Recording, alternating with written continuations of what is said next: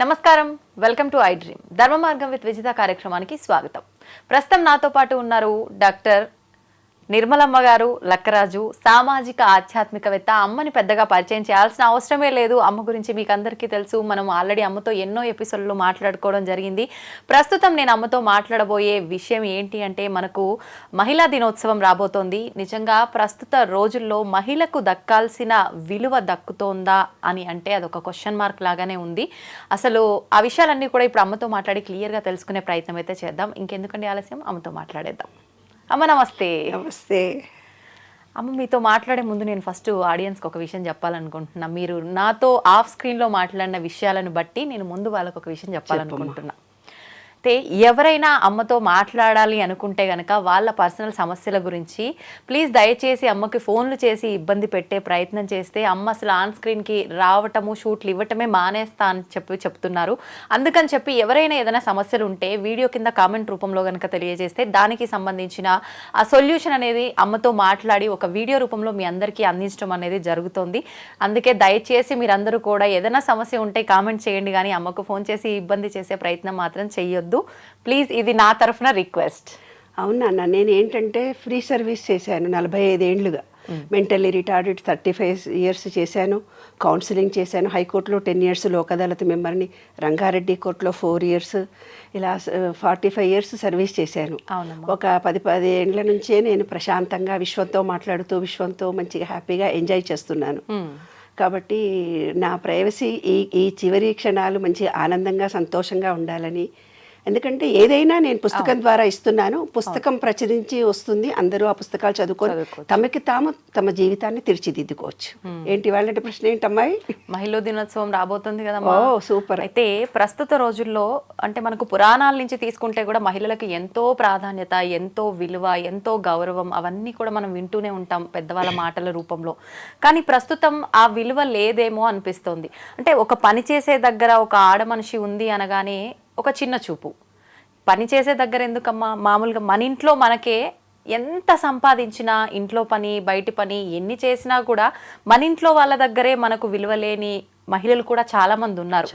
అందుకని చెప్పి అసలు ఏంటి ఈ మహిళా దినోత్సవం సందర్భంగా మన విశ్వ నియమాల్లో ఏముంది అసలు మహిళల గురించి ప్రత్యేకించి తెలుసుకోవాలనుందమ్మా నాకు. ఈ విశ్వం అనేది పూర్తిగా రెండుగా ఉంది. స్త్రీ పురుషుడు రెండూ కలిసి ఉన్నాయి. కానీ మేల్కు ఈగో ఎక్కువ. పుట్టుకతోటి ఒక గడ్డి ముక్కనట, గడ్డినట, నువ్వు మొగ అనగానే అది గడ్డి నిలబడి ఉంటుందట. స్త్రీ అంటేనే పడుకొని ఉంటుందట. అది జీన్స్లోనే ఉంది నాన్న. ఇంకొకటి ఏంటంటే మన హిందూ సంప్రదాయం ప్రకారము ఆడది అంటే అణగదొక్కబడినటువంటి భావనలు. అరే మగపిల్లగాడ నువ్వు కంచమాడబడి చెల్లెలు వచ్చి కడుగుతుంది, ఏందే మొగరాయిలాగా బయటకు పోతున్నావు సాయంత్రం 5 నడు ఇంట్లోకి అంటే, వాడేమో రాత్రి 11కు వచ్చినా ఏమన్నారు. ఈ పిల్లను మాత్రము ఏ స్వతంత్ర భావనతో బతకడము చిన్నప్పటి నుంచి అలవాటు చేస్తారు నాన్న. అలవాటు. ఇప్పుడు భార్యాభర్తలు అప్పటి కాలంలో అంటే ఆడవాళ్ళు బయటికి వెళ్ళేవాళ్ళు గారు. ఇప్పుడు మరి ఉద్యోగాలు చేస్తూ ఆడవాళ్ళు బయట నుంచి వచ్చిన తర్వాత మొన్న ఒక అమ్మాయికి ఫోన్ చేసింది. She is a doctor. ఆమె ఉద్యోగం చేసి వస్తే వాళ్ళ అత్త మామనే ఉంటాడట. 6 నెలలు మొగుడు బయట ఉంటాడట. 6 నెలలు ఈ పుట్టింట్లో భార్యతో ఉంటాడంట. ఉండి అతను పోలీస్ ఆఫీసర్. వాడు అంటే ఏదో చెప్పకూడదు అంత పబ్లిక్గా కేసులు, వాళ్ళ జీవితాన్ని నేను బయటపెట్టడం భావ్యం కాదు. కానీ ఆ అమ్మాయి చెప్పుకొని ఏడ్చింది ఏంటి తెలిసినా, డాక్టర్గా ఉండి చాలా బీద ఫ్యామిలీలో ఏదో ఇట్లా పెళ్లి జరిగింది కాబట్టి వాళ్ళ అత్తా మామనంట గిన్నెలు దోము అంటాడంట. కడిగిన గిన్నెలే మళ్ళీ కడగమంటారంట. ఆరేసిన బట్టలు మళ్ళీ నీళ్ళల్లో పిండి ఆరే అంటాడంట. ఊడ్చిన ఇల్లును 3 సార్లు ఊడమంటాడట అత్తా మామ ఇద్దరు. సాయంత్రం రాగానే వంట చెయ్యి అంటారంట. అమ్మా, నా భర్తతో సుఖపడాలనుకున్నా, నాకింత స్వతంత్రత ఉంది, నాకు మొగుడు కావాలి, ఇవన్నీ ఇంకెన్నాళ్ళు భరించాలని ఎక్కెక్కేడ్చింది. నేను తిట్టాను, మొగుడు నిడిచిపెట్టి పోవే హ్యాపీగా, నువ్వు థాట్ చేంజ్ చేసుకో. కానీ ఆ అమ్మాయి చెప్పడం ఏంటి తెలిసిన, నాకు అతనే కావాలి, నాకు అతనితోటే జీవితం గడపాలని ఉంది. అంటే మానసికంగా ఆ అమ్మాయిని ఎమోషనలైజ్ చేసి వదిలిపెట్టాడు అబ్బాయి. అది శారీరక బలహీన మహిళ కాబట్టి అతను బ్లాక్మెయిల్ చేస్తున్నాడు అమ్మాయిని. మెంటల్గా ఆ అమ్మాయి వెళ్ళలేదు, ఇక్కడ అతనితోటే ఉండాలని తాపత్రయపడుతుంది. వాళ్ళు ఎన్ని కష్టాలు పడ్డా, డాక్టర్ అయినా ఇంజనీర్, మాకు తెలిసిన డాక్టర్లు ఎంతోమంది సూసైడ్ చేసుకొని చనిపోయారు. ఎందుకంటే మేల్ ఈగోను టాలరేట్ చేయలేక, ఎందుకంటే ఈమె టాలెంట్ను అతను యాక్సెప్ట్ చేయడు కాబట్టి. ఇంకొక కొన్ని కేసులు ఎలా ఉంటాయో తెలుసు నాన్న, శారీరకంగా కొంత ఏజ్ తర్వాత ఇప్పుడున్న సాఫ్ట్వేర్ రంగంలో మొగతనం అనేది ఉండదు, వాడికి పెళ్ళాం కావాలనే కోరికలు చచ్చిపోతున్నాయి, వీర్యకణాలు నశించిపోతున్నాయి మగవాళ్ళకు, ల్యాప్టాప్ల వల్ల, వేడి వల్ల, వాటర్ డెఫిషియన్సీ వల్ల. నేను యూఎస్ వెళ్ళినప్పుడు ఎన్నో కేసులు నాన్న, ఆంటీ నాకు మా ఆయన పక్కకు కూడా రావటం లేదు, చెయ్యి కూడా వేయటం లేదు, కనీసం మాట్లాడుకొని మేము ఎన్నేళ్ళు అవుతుందో మా అమ్మ నాన్న కూడా చెప్పుకోలేని విషయం మీతో చెప్పుకుంటున్నానమ్మా అని. అప్పుడు ఏం చేస్తాడు తెలిసినా, వాడి బలహీనత కోసం దీని మీద డామినేషన్ తిడుతూ ఉంటాడు, ప్రతి విషయానికి తిడుతుంటాడు. నీకు ఈ పని చేయడం రాదంటాడు, ఉద్యోగం చేస్తూ కూడా బయటికి ఎంతసేపు పోయినామంటే ఏదో ఒక రీజన్ పెట్టి హరాస్ చేస్తూ, అంటే మేల్ ఈగో తనలో ఉన్న న్యూనతాభావాన్ని కప్పిపుచ్చుకోనేటి ఈమె మీద డామినేషన్ చేసి మానసికంగా హింసిస్తున్నారు అమ్మాయిలని. కొంతమంది అమ్మాయిలు నాకు ఫోన్ చేసి, ఆఫీస్లో మా బాస్ మేమేమీ అనలేము, చెయ్యి తగులుతా అంటాడు, కాలు తగులుతా అంటాడు, ఇంకేదో అంటాడు. ఆఫీసులో ఉద్యోగం చేసే ఆడవాళ్ళము ఎంత పోరాటం చేస్తున్నామో తెలుసా అమ్మా, మీతో చెప్పుకుంటాం, ఎవరితో చెప్పుకుంటాము, ఈ లోకం అంటుంది మంచిగా తయారై హ్యాండ్ బ్యాగ్ వేసుకొని పోయింది అనుకుంటారు, కానీ మా గుండెలో బాధ మేము ఎవరికి చెప్పుకోవాలి.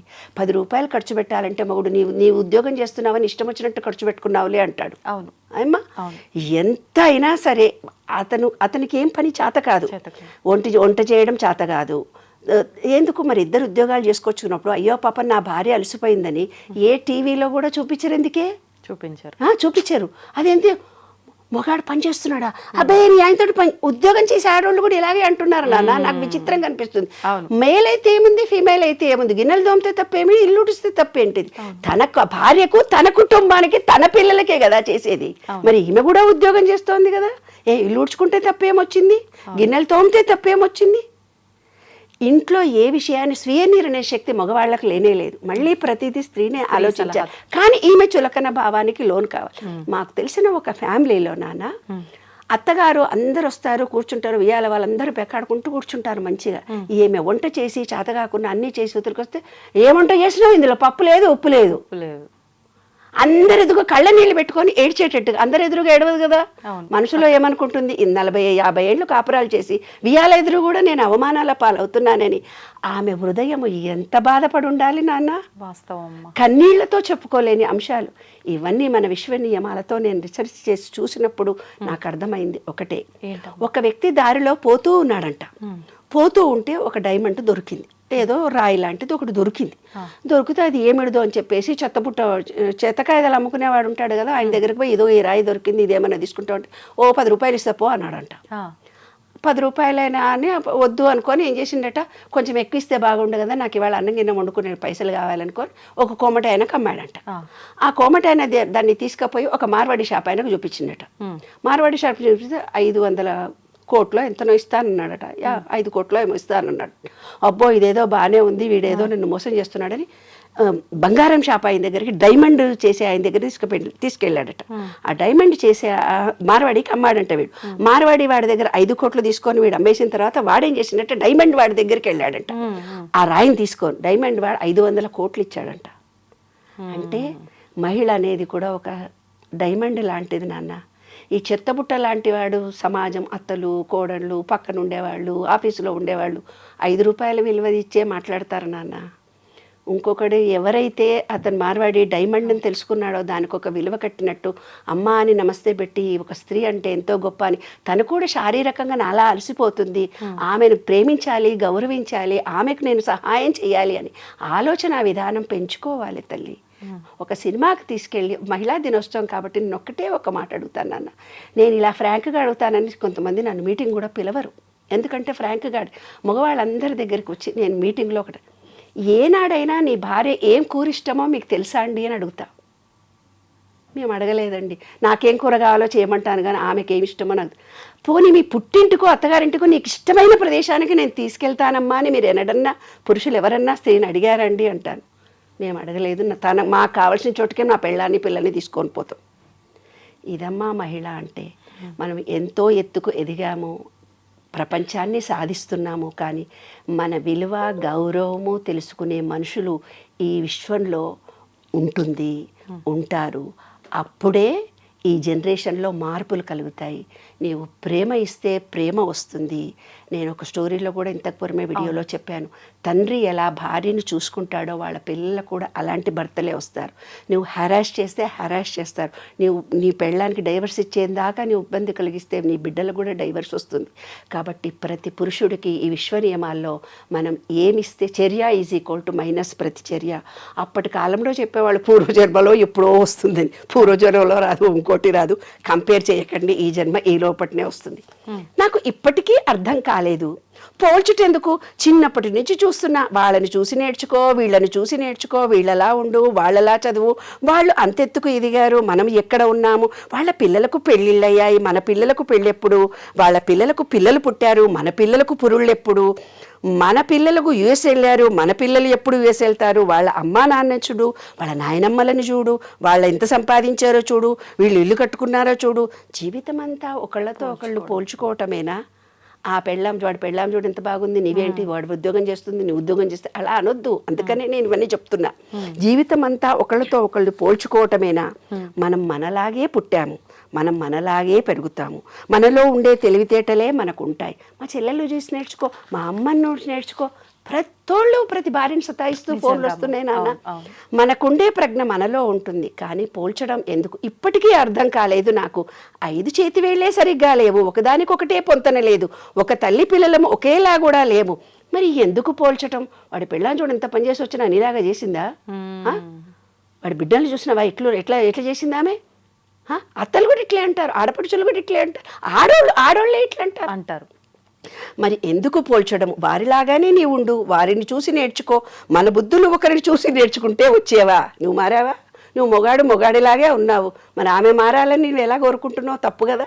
అది విశ్వం చూస్తుందన్నమాట. పుట్టుకతో వచ్చిన బుద్ధులు పుడకలతోటే పోతాయి అంటారు, అయినా పోలుస్తూనే ఉంటారు. వారు 100 ఏళ్ళు బ్రతికారు, వీళ్ళు 90 ఏళ్ళు బ్రతికారు. మనం మనది రాసుకొనే పుట్టాము. మనం ఎన్నాళ్ళు ఉండాలో ఇంతవరకు మనమే, అంతవరకే మనం ఉంటాము. కొన్ని తెలివితేటలు మనకు ప్రత్యేకంగా వచ్చాయి, అయినా ప్రతిసారి పోల్చుటెందుకు? నాకు ఇప్పటికీ అర్థం కాలేదు. పోల్చుటెందుకో మనిషికి? ఎప్పటికీ నీవే, నీ ప్రజ్ఞ నీదే. అమ్మాయి, ప్రతి మహిళ తెలుసుకోవాల్సిన అంశం ఇది. ఎప్పటికీ నీవే, నీలో ప్రజ్ఞ, శక్తి అన్నీ నీవే. విశ్వంలో మహిళవమ్మ నీవు. ఎప్పటికీ నీవే, నీ ప్రజ్ఞ నీదే. ఎప్పుడూ నీకు పోల్చుకోకు ఇతరులతో. నీ ప్రజ్ఞని నీవు కోల్పోకు. నీకు నీవే అధికారివి, నీకు నీవే ప్రజ్ఞాకారివి. ఎప్పటికీ నువ్వు ప్రజ్ఞాకారివి. మహిళ లేకుంటే ఈ విశ్వమే లేదు. మహిళలు ఇప్పుడు మగపిల్లలకు ఆడపిల్లలు దొరకట్లేదు నాన్న. ఆ రోజుల్లో మేము ఆడపిల్లల పట్టుకొని సంబంధాలు కావాలని తండ్రులు తిరిగేవాళ్ళు. వాళ్ళ మగపిల్లలు తిరుగుతున్నారంటే ఎంత హెరాస్ చేసి ఉంటారు ఆడపిల్లల్ని. అందుకే ఆడపిల్లల పుట్టుకలు తగ్గిపోయాయి కదా. కాబట్టి ఈ విశ్వంలో ప్రతి పురుషుడు, ప్రతి స్త్రీ తెలుసుకోవాల్సిన అంశం ఏంటంటే, ప్రేమ ఇస్తే ప్రేమ వస్తుంది. భయంతో జీవితం గడపకండి, ప్రేమించండి సంపూర్తిగా. ఆ ప్రేమను మీరు పొందండి. ఎవరిని హెరాస్ చేసినా ఈ జీవితంలో ఇప్పుడే మనం అనుభవించాల్సి వస్తుంది. స్త్రీ పురుషులు ఇద్దరూ సమానమే, రాత్రి పగలులాగా, రాగద్వేషాల్లాగా, అన్న తమ్ముల్లాగా, నేను గొప్ప అంటే నేను గొప్ప అంటూ ఏవీ లేవు. ఇద్దరూ సమానంగా ఉద్యోగాలు, ఇద్దరూ బాధ్యతలు పంచుకోండి. నేను మగాడినని కాలు మీద కాలు వేసుకొని టీవీ చూస్తూ, సెల్ ఫోన్ చూస్తూ కూర్చోకు. రోజు గంట సేపు 10 నిమిషాలు భార్యతో పక్కన కూర్చొని మాట్లాడు నాన్న. అంతకంటే ఎక్కువ స్త్రీ కోరుకునేది ఏంటి? మా కాలంలో అనేవాళ్ళు, ఒక పువ్వులు తీసుకొని వచ్చి పెళ్ళానికన్నా ఇవ్వరా అని. అట్లా సెల్ ఫోన్ చూడకుండా కూర్చొని భార్య పక్కన కూర్చొని కబుర్లు చెప్పండి. Sharing your ideas. నీవు ప్రేమతో ఆమెతో షేర్ చేసుకోండి. కమ్యూనికేషన్ ఇద్దరికీ పెరుగుతుంది. సంసారం ఆనందంగా, సంతోషంగా ఉంటుందమ్మా. ఇదే విశ్వనియమం. మొన్న ఒక వీడియో చూసామ్మా, మీరు అన్నట్టు కూర్చొని మాట్లాడుకోండి అన్నారు కదా. మాట్లాడుకునే రోజులు తగ్గిపోయి మొబైల్కి అంకితం అయిపోయిన రోజులు ఎక్కువగా ఉన్నాయి కదా. హస్బెండ్ ఫోన్ చూస్తూ కూర్చున్నాడు, వైఫ్ వచ్చి, ఏజ్డ్ వాళ్ళే, వైఫ్ వచ్చి ఏదో మాట్లాడినా కూడా పట్టించుకోకుండా అదే పనిగా ఫోన్ చూసుకుంటూ కూర్చున్నాడు. ఆవిడొచ్చి సైలెంట్గా చేయబట్టుకొని తీసుకెళ్ళి సెల్ ఫోన్కి పసుపు కొమ్ము కట్టిపిస్తుంది ఆయనతోటి. అంటే ఇంకా నీకు పెళ్ళాం ఎందుకురా, మొబైల్ మంచి పని చేసింది. వాళ్ళ కొడుకు సేమ్ అదే పని చేస్తున్నాడు పక్కన కూర్చొని. వాళ్ళ కోడలు కూడా అత్త చేసిన పని చేయాలా అన్నట్టుగా ఒక చూపు చూస్తుంది అనమాట. అంటే మీరు చెప్పినట్టుగా నిజంగా మాట్లాడుకునే రోజులు పోయి మొబైల్కి ఒకటి అంకితం అనే కాదు, టైం ఉన్నా కూడా మొబైల్ చూడకపోయినా ఏం చూడకపోయినా కూడా ఒకరితో ఒకరు మాట్లాడుకునే ఈ సంబంధం అనేది చాలా తక్కువైపోయిందమ్మా నిజంగా. ఈ మనసులో ఒక స్త్రీ కోరుకునేది ఏంటో తెలిసిన, మనసులో తన కొంత ఫీలింగ్ కలుగుతుంది, ఆ ఫీలింగ్ను షేర్ చేసుకోవాలి. అప్పుడే మహిళ ఆరోగ్యంగా ఉంటుంది, ఆనందంగా ఉంటుంది, సంతోషంగా ఉంటుంది. పురుషుడు ఎప్పుడైతే ఆ స్త్రీతో మాట్లాడాడో ఇంట్లో వచ్చే చాకలోళ్ళకి చెప్పుకుంటారు తెలుసా, ఇంట్లో వచ్చే పని మనుషులకు చెప్పుకుంటారు తెప్పున. అందుకే ఇల్లీగల్ కాంటాక్ట్స్ ఎవరైనా పురుషుడు హ్యాపీగా అనగానే వాళ్ళకు లొంగిపోయి ఇల్లీగల్ జరుగుతున్నాయి కూడా ఇందువల్లనే జరుగుతున్నాయి. తన భర్త ఏదైతే తన భార్యను ఓపెన్గా కమ్యూనికేట్ చేయలేకపోతున్నాడో, కమ్యూనికేషన్తో తన బాధను తెలుసుకో, ఏముంది నాన్న సరదాగా అలసిపోయావా అంటే చాలా ఒక మాట కరిగిపోతుంది మహిళ, ఎంత బాగా వండావే, ఏంటి ఇందులో ఉప్పు వేయలేదు అనగానే కోపం వస్తుంది. అరే ఎంతో కష్టపడి చేసావు కదా అని తను ఉప్పు వేసి వేసుకోవాలి. ఆమె తింటప్పుడు అనాలి, ఏంటండి ఇందులో ఉప్పు లేదు, మీరు నన్ను అడగలేదు అంటే ఆ ప్రేమ అమోఘంగా ఉంటుంది. అసలు అది దాంపత్యం అంటే అదమ్మా దాంపత్యం మాట్లాడకపోతే చాలు. ఎస్, విమర్శించి మాట్లాడినప్పుడు హృదయం దెబ్బతింటుందమ్మా మహిళకి. ఆ కన్నీళ్లు వంశం పురుషులకు తగులుతుంది తల్లి. ఏ పురుషుడైనా 7 తరాలు వాళ్ళ పిల్లలు మనమలు ఆడతరం ఏదైతే సుఖపడటం లేదో ఇవాళ, అవన్నిటికీ కారణం ఒక మహిళకు కన్నీళ్లతో బాధ పెట్టడం, మనసును కష్టపెట్టడం, శారీరకంగా హింసించడం. ఏమ్మా, శరీరము మనసు మాటతో ఇబ్బంది కలిగిస్తే శరీరంతో చేసిన పాపం శరీరము, మాటతో చేసిన పాపం మాట అనుభవించాల్సిందే. ఈ విశ్వ నియమాల్లో ఒకటి నాన్న. ఎన్నో చూస్తున్నాం అమ్మ ఈ రోజుల్లో, ఏ పని చేయకుండా కాళ్ళు చేతులు అన్నీ కరెక్ట్గా ఉండి ఇంట్లో ఉండి భార్య సంపాదించుకొస్తే తిని కూర్చుంటూ కూడా భార్యని కొట్టి ఇబ్బంది పెట్టే మగవాళ్ళు కూడా చాలా మంది ఉన్నారంటే మహిళల పరిస్థితి అసలు ఏంటి అని. నాకు కొత్తగా అమ్మాయి వచ్చింది, పనమ్మాయి వచ్చింది. పనమ్మాయి వస్తే చాలా చిన్నగా ఉంది అమ్మాయి. ఏంటే ఎంతమంది పిల్లలు అన్నా, 5 అమ్మా అంది. రియల్లీ నేను ఆశ్చర్యపోయినా. ఏంటే మరి 5 పిల్లలు, మీ ఆయన నువ్వు ఏం చేస్తాడే మీ ఆయన అంటే, ఏం పని చేయడమ్మా, తాగి కూర్చుంటాడు చెట్ల కింద. మరి 5 పిల్లల్ని నీవు ఎలా తప్పదు కదమ్మా, యేసు ప్రభువు నాకు ఇచ్చాడు, నేను ఆ ప్రభువు ఇచ్చిన జ్ఞానాన్ని నేనే భరిస్తున్నాను అంటోంది. చూసావా నాన్న, ఆ మొగుడు ఏం చేశాడంటే నాకు దారిలో కనిపించి నేను ఏదో బ్యాగులు మోసుకొని పోతుంటే, బాబు వస్తావా నువ్వు తీసుకొని మా ఇంటి దాకా అని అన్నాను. ఎవరో అతను తెలియదు, నాకు తెలియక ఆ బ్యాగులు ఇచ్చాను. అతను మోసుకొని వస్తూ కొంచెం దూరం పోయి కింద పెడుతున్నాడు, కింద పెట్టి మళ్ళీ ఎత్తుకుంటున్నాడు ఆ బ్యాగులను. అదే ఆ అమ్మాయి 5 ఇళ్లలో ఇంట్లో పనిచేసి వచ్చి ఎంత పని చేస్తోంది. ఈ విధవ తాగి తన శరీరాన్ని పాడు చేసుకొని 2 బ్యాగులు కూడా అక్కడి నుంచి ఇక్కడ దాకా ఎక్కువ దూరం కూడా కాదు, కొంచెం దూరం వచ్చి కింద పెట్టాడు. నా చేతులు లాగుతున్నాయా, సారీ బెటా అన్నాను నేను. అంటే అవునమ్మా అంటున్నాడు. అంటే గుండ్రాయి ఏమన్నా మా భర్త అని చెప్పినాక, అదేంటే గుండ్రాయిలా బాగానే ఉన్నాడు కదే, బ్యాగులు కూడా మైలే, అంతే అమ్మ తాగి చచ్చిపోతున్నాడు ఆడు అని చెప్తా. అట్లా ఊర్లలో కూడా నాన్న సంసారాలు విచ్ఛిన్నం కావడానికి ఈ డ్రింక్సే కారణం. ఏంటంటే అప్పుడు మగవాళ్ళు ఒక్కళ్ళే తాగేవాళ్ళు, ఇప్పుడు ఆడవాళ్ళు కూడా తాగుతున్నారు. మగ మొత్తం తాగేసరికి ఏమిటో పిల్లల పోషణ రక్షణ కరువైపోతుంది. కాబట్టి ప్రతి వాళ్ళు కూడా భార్యలను ప్రేమించండి. డ్రింక్స్కి కానీ వేరే అలవాట్లకు లోను కాకుండా కుటుంబం అనేది మన భారతీయ సంస్కృతిలో ఎంతో గొప్పది. ఈ కుటుంబ వ్యవస్థ అనేది చాలా గొప్పది. ఈ కుటుంబాలు చిన్నాభిన్నం కాకుండా ఉండడానికి మీ వీర్యకణాలు స్త్రీ లక్షణాలు, పురుషుడికి పురుష లక్షణాలు. నీరు ఎక్కువ తాగండి. నీరు ఎక్కువైతే తాగుతారో వాళ్ళకి భార్యాభర్తల అనుబంధాలు ప్రేమలు పెరుగుతాయి, రిలేషన్షిప్ పెరుగుతుంది. కాబట్టి వాటర్తో అనుబంధాన్ని పెంచుకోండి. విశ్వ నియమాల్లో అదొకటి. స్వాదిష్టాన చక్రం వీక్గా ఉంటే సంసారాలు చిన్నాభిన్నం అవుతాయి. ఆ స్వాదిష్టాన చక్రము అంటే నీరు తాగాలి కరెక్ట్గా. 72% వాటర్ మన బాడీలో లేకుండా డీహైడ్రేషన్ కలిగినప్పుడే రిలేషన్షిప్స్, మొగడికి వీర్యం ఉండదు, మగపిల్లలకి, ఆడవాళ్ళకు కూడా ఆడతనం ఉండదు. కాబట్టి అన్యోన్యత ఉండాలంటే నీటితో అనుబంధము. చక్కగా స్విమ్మింగ్ పూల్లో కూడా కాసేపు ఉండండి, నీళ్లతో 2 పూటలా చక్కగా స్నానాలు చేయండి. సఫిషియెంట్గా మీరు మీ పిల్లలు తగినంత నీరు తాగండి. నీరు అనేది అనుబంధము, రిలేషన్షిప్. అదే విశ్వరూప దాంట్లో చూపిస్తారు చూడన్నాను. విష్ణువు పడుకొని ఉంటాడు, లక్ష్మీదేవి కూర్చొని ఉంటుంది. విష్ణువు అంటే గాలి, లక్ష్మి అంటే నీరు. ఇప్పుడు ఏదో చూపించేసి అమ్మగా ఆయన పడుకొని ఉంటాడు, ఆమె కాళ్ళు అవుతుంది, అదంతా ఉత్తుగా ఇమేజ్ చేసుకున్నటువంటి అంశాలు. నీరు అనేది మెయిన్, అదే లక్ష్మీదేవి, అదే రిలేషన్షిప్స్. అంటే నీటిలో నీటి ఆవిరి, గాలిలో నీటి ఆవిరి ఆవిడ. కాబట్టి చక్కటి గాలిని పీల్చుకోండి, ప్రకృతిని ప్రేమించండి. మిమ్మల్ని ప్రతి మహిళకు నేను చెప్పేది అదే నాన్న.